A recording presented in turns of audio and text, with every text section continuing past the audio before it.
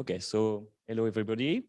So I'm glad to be here in person, and thank you for the invitation. So today I will speak about the reproducibility in GW calculation for solids.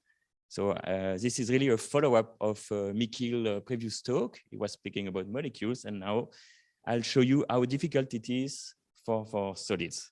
So that's why we have to go step by step. So first of all, I would like to make a disclaimer that I'm only the spokesperson for this large collaboration. So I'm presenting all the results I'm going to present today come from this article that was published last year. And this article gathered 3 different codes.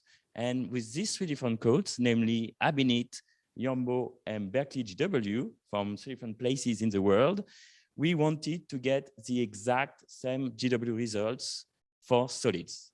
And as you will see, it's really a tough challenge. So this collaboration was put together by Tonatiuh Rangel, and he was really the leader in this collaboration. But unfortunately, now he left the academic science and is working for a company. So I am really the spokesperson for that. But before starting with comparing codes, yeah, maybe you don't need any more reminder about the difference between accuracy and precision. But first of all, let me speak a bit, just a tiny bit about the accuracy. So here in GW, we are interested in band gaps. Band gaps are very important for many properties of solids. You want to know if your solid is transparent, if it's reflective, if it's going to conduct electrons, holes, and so on. Or you will also want to have the capability of doping, if you can achieve doping in this material. All these properties, they are related to the band gap. So the band gap is really a fundamental issue for calculations. And we would like to be able to predict band gaps. But the problem is that, okay, there is, how can we predict that? And also, what is the reference? Because it's very difficult to obtain a reference for band gaps in solids. Actually, what is the reference? What should it be? Should it be the experiment? Should it be a couple cluster or quantum Monte Carlo? Whatever the reference, anyway, you have very, very few data. So this is just an example, a recent benchmark made by Borlido and in the group of Miguel Marquez, where they compiled all the known experimental band gaps in the literature. So compiling all the band gaps, they managed to find 473 band gaps only. This number is to be compared with the number of crystal structures that you can find in common databases, which are of the order of 50,000. So let's say that you have only 1% of the band gaps of the material that are known in the experiment. So then with this only small subset of the experiment, then we can compare the accuracy of our calculations. And as you know, on the plot here, you see the comparison between calculated band gaps within LDA against the experiment. And as you know, LDA is a terrible prediction for the band gaps. It's always too low compared to experiment. PBE, which is the semi-local version, is slightly better, but no, basically it's just the same.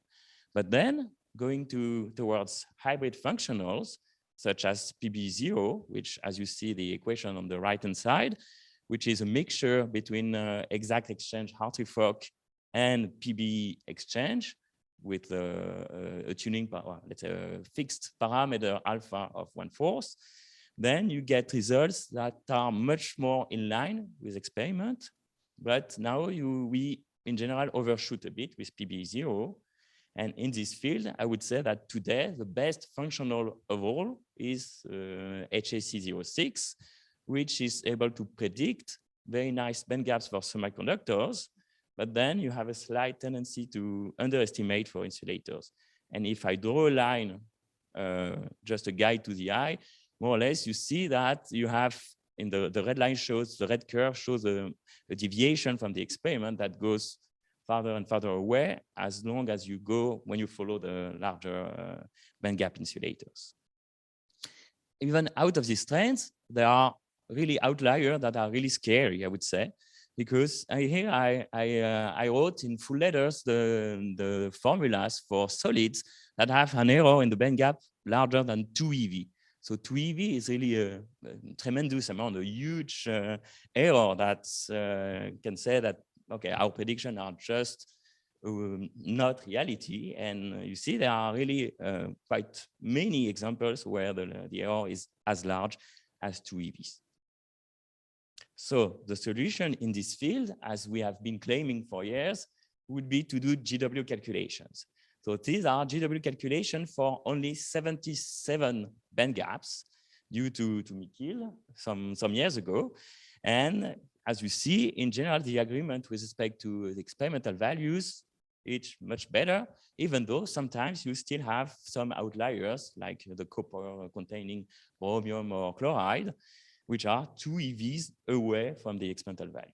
Anyway, this seems to be a good alternative to reach accuracy, but we still have very, very few data. And the question is, why do we still have so few data for the GW band gaps? Why don't we have the 473 band gaps available readily by clicking on the internet? Is it because of technical problems, or is it because, and I'm pointing to the solution, we have problems with the precision of the codes? And actually, taking the example of, as you see, precision is the point, and taking the example of the zinc oxide band gap, this is very instructive. So in the eye here, I represent the band gap for zinc oxide obtained from GW based on LDA as a function of the year. So the first evaluation in 2002 was too low compared to experiment. The horizontal blue line is experiment. And then in 2010, there was a paper in PRL showing that the GW band gap is right on top of the experiment. Nice. But that's not the end of the story, because then this triggered a lot of competing studies that also perform the exact same calculation, GW on top of LDA, and as you can see, the spread is very, very impressive. If you try to build an histogram out of these points, then you have no, it's not even a Gaussian centered on a value, it's just like a noise.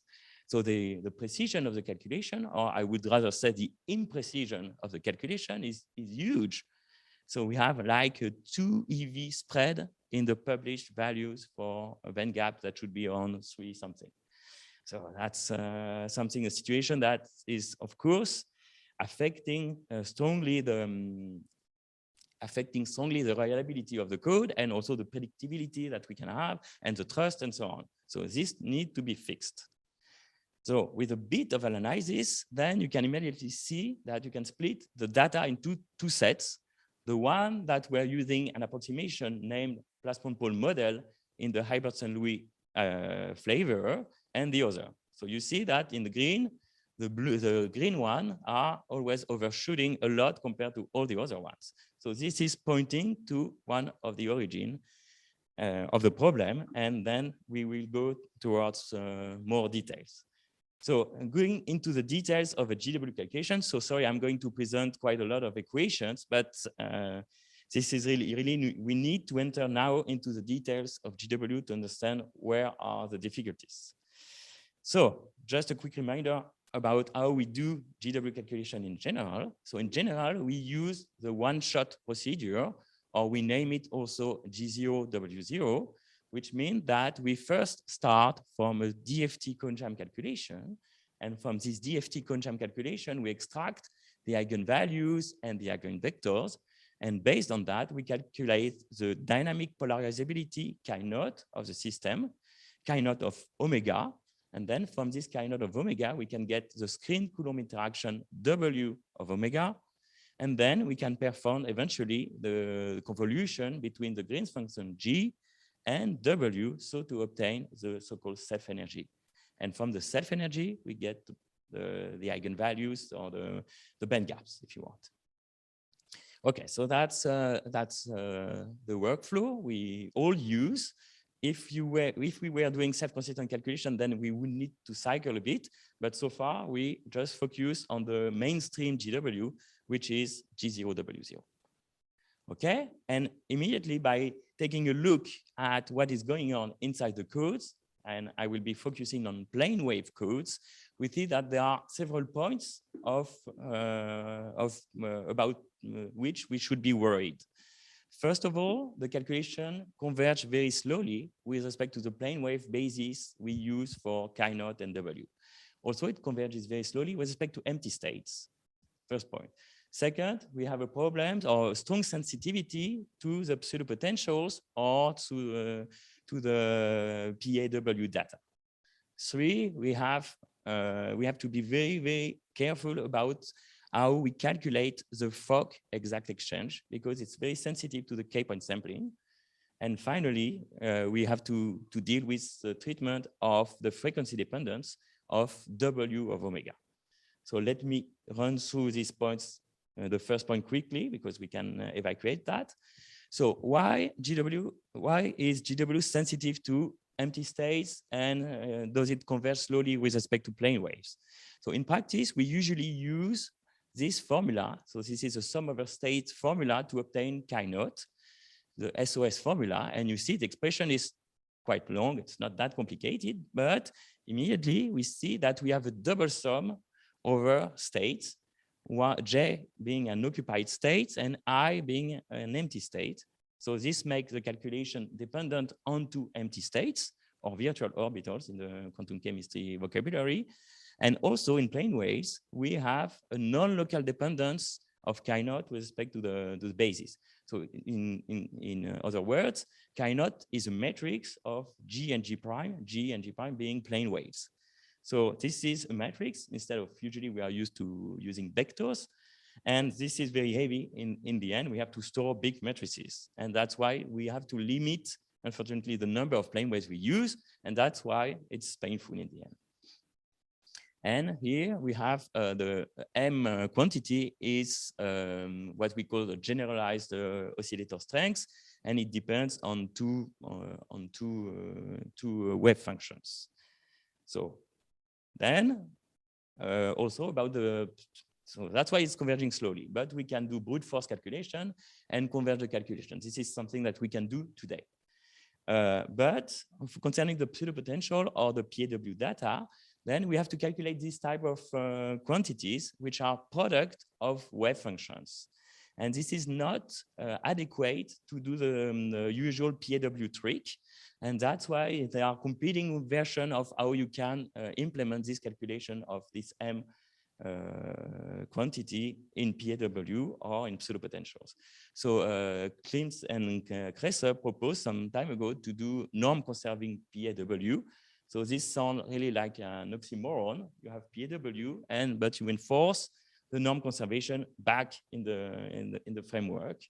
So that's kind of weird. But on the norm-conserving pseudopotential, we also use another thing that is also an oxymoron. We can use optimized norm-conserving Vanderbilt pseudopotentials, and usually Vanderbilt means non-conserving. So but that's the way we can do it today. So, but two things. It looks like today it's important, whatever the scheme, to have norm conservation of your pseudopotential or PAW data. And also it's important to have several projectors per angular momentum L.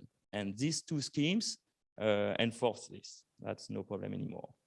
And again, another difficulty that we are facing usually is that we have to deal with the semi-core electrons.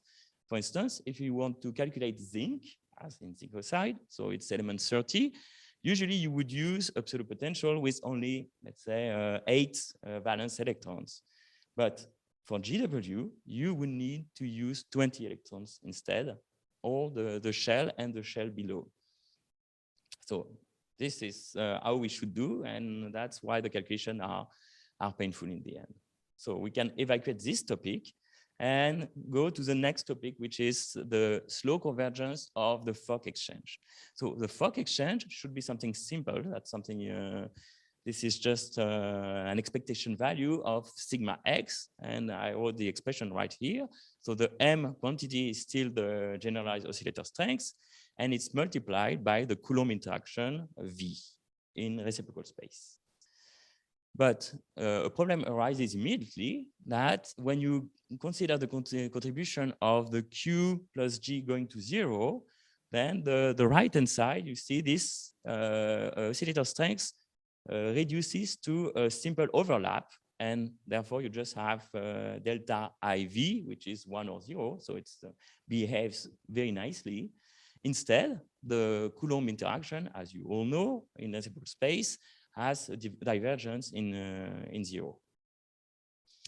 So the divergence is painful, but fortunately for us, this divergence is integrable in the sense that if we perform a 3D integral over all the Q's around 0, then here I did it in spherical coordinates, you immediately see that the Q square in the denominator is eliminated by the Q square in the numerator. And in the end, you get a number, a finite number. So that's an integrable divergence. So that's good for us. The problem is that this transformation is very easy in spherical coordinates, but crystals usually are not spherical, and you need to account for the shape of the lattice and especially the shape of the Brillouin zone.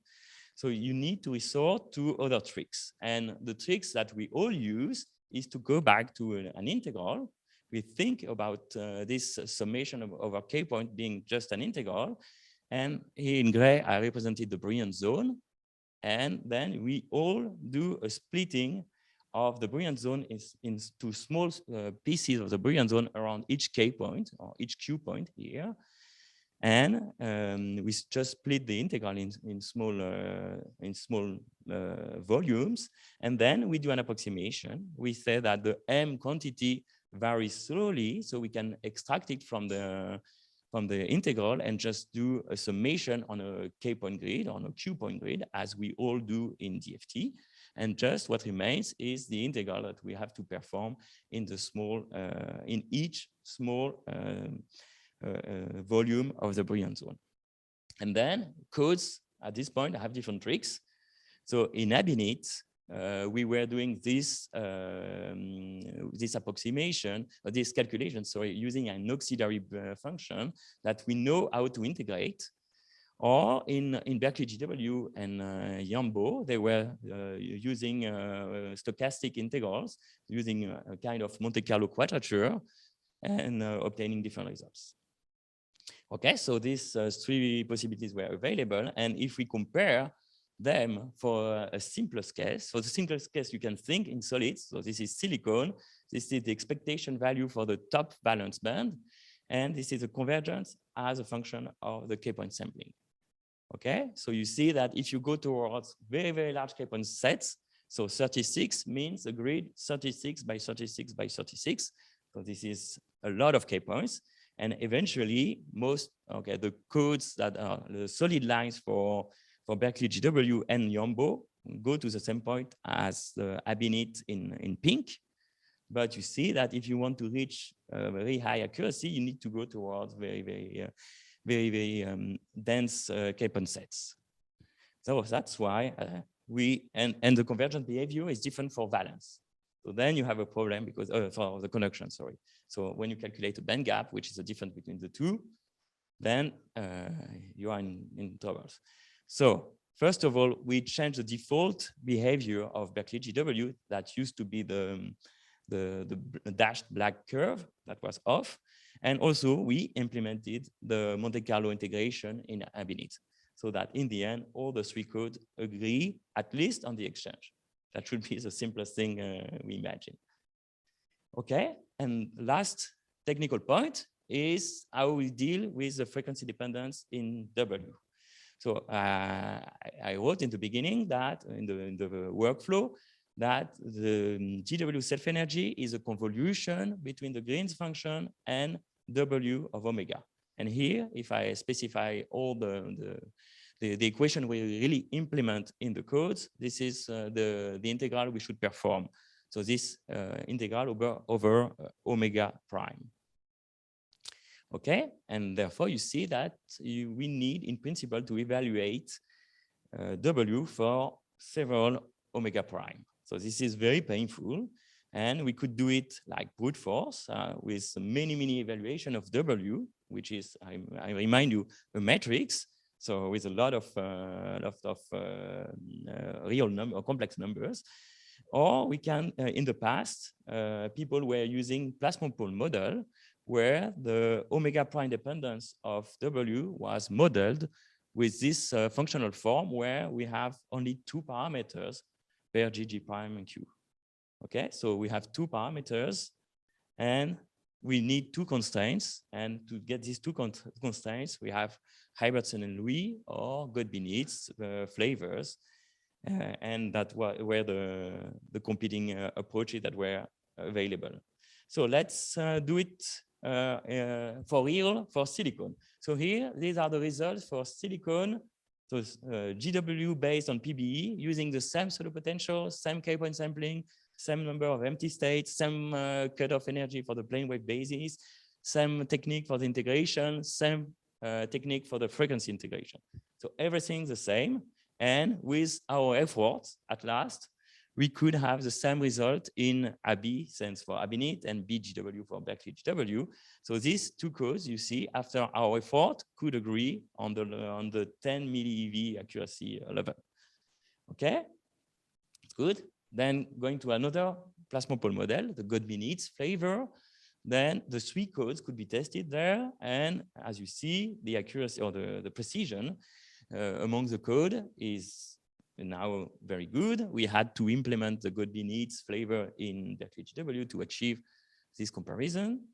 And so among code, that's okay. And then doing the full integration using different techniques. So either the brute force on the real axis or using tricks going in the complex plane, but that's the details. Then the codes could agree within 0.05 EV for the position, the absolute positioning of the bands.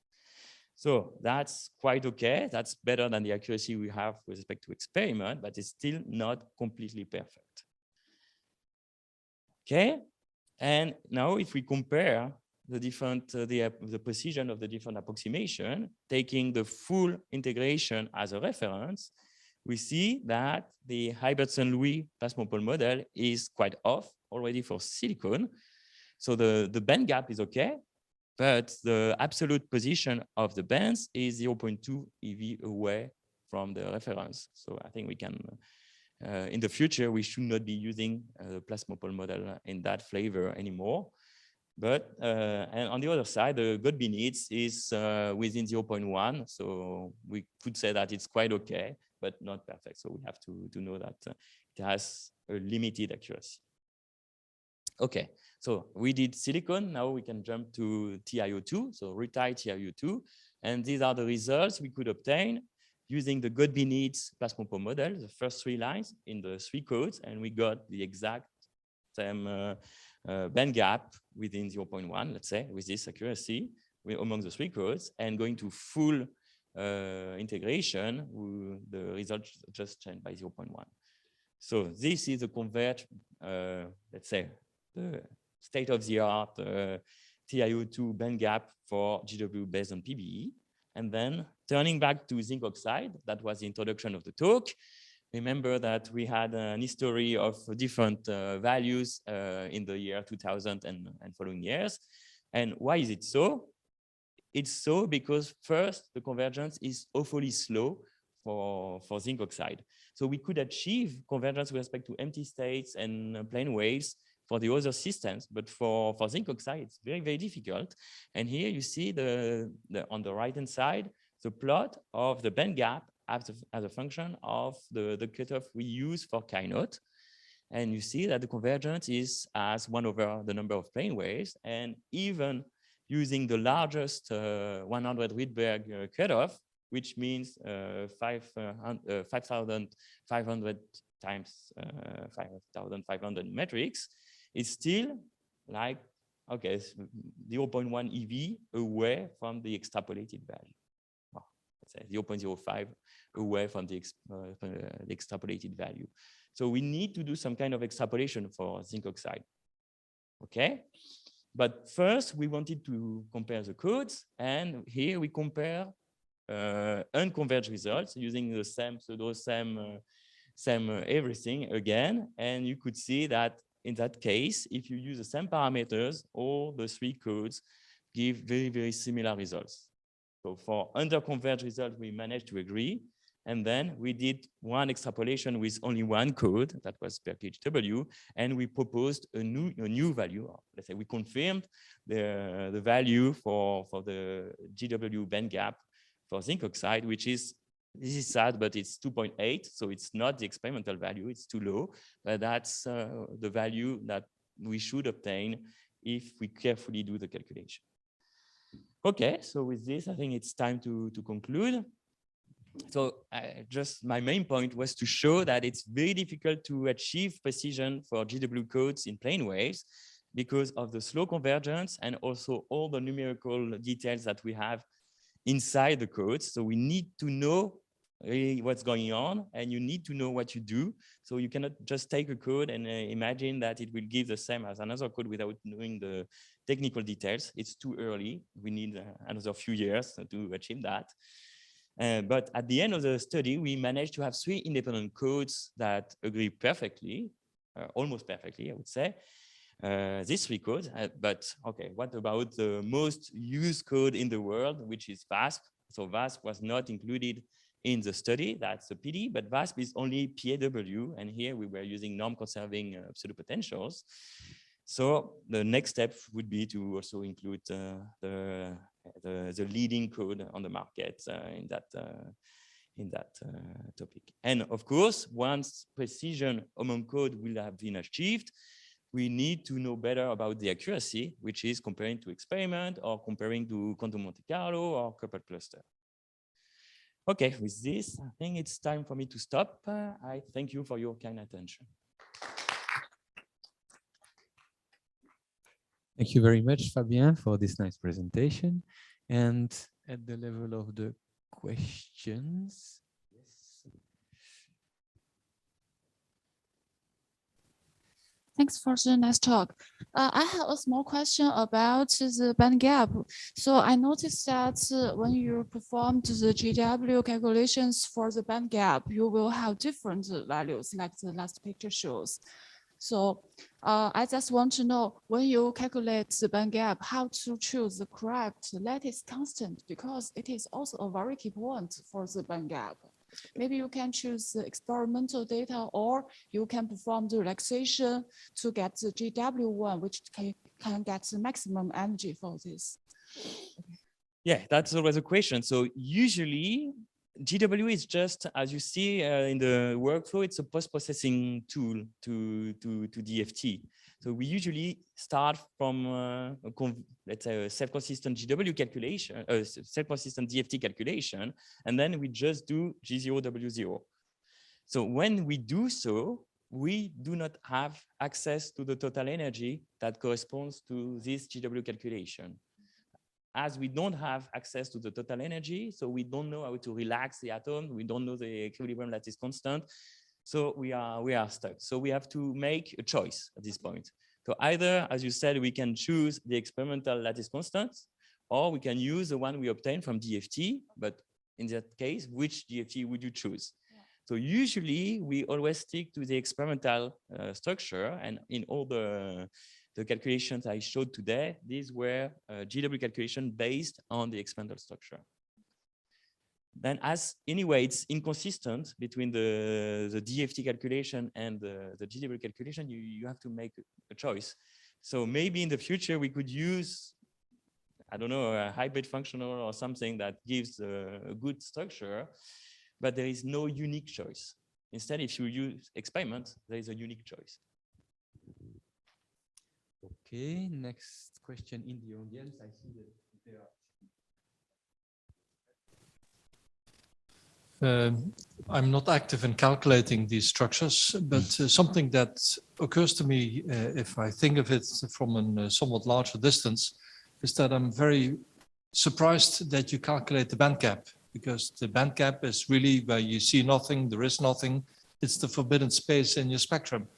So why not compare the actual spectrum and the actual unoccupied or the occupied states in its entirety? Yeah? Because you calculate the spectrum, and you could also compare these spectra.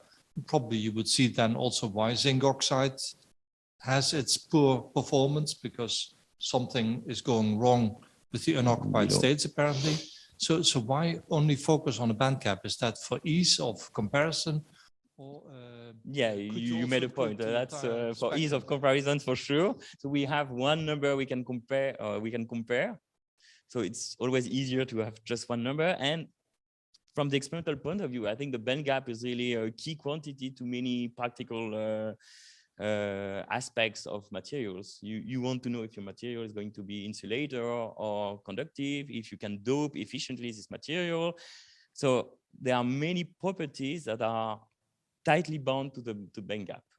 So that's already something it's already important. And then, of course, in GW or in DFT, we could calculate all the other states. It's no problem.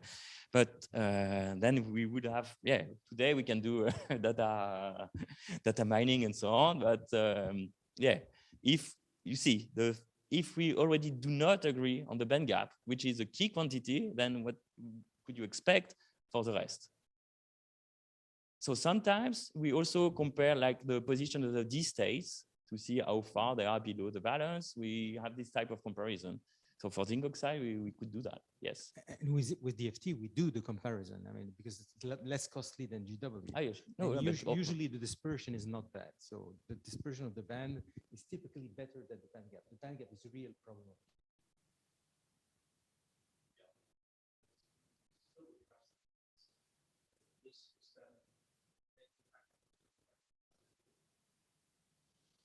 I mean, so if we compare DFT with experiment and we shift the band gap, then we see that there is a nice agreement. So this is why this GW method is a method that is supposed to correct the band gap, because that's the main drawback of DFT. It's meant to do that. Move to the discussions. And also and sometimes we also compare the absolute position of the states with respect to the vacuum level. But for solids, it's very difficult because you need to deal with an interface, because the absolute positioning of the states is not something you can get from a bulk calculation. When you have a periodic cell, then the absolute positioning is lost.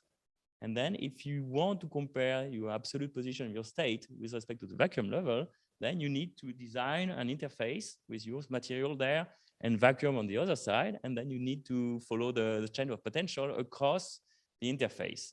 And then your simulation cell starts to be very large.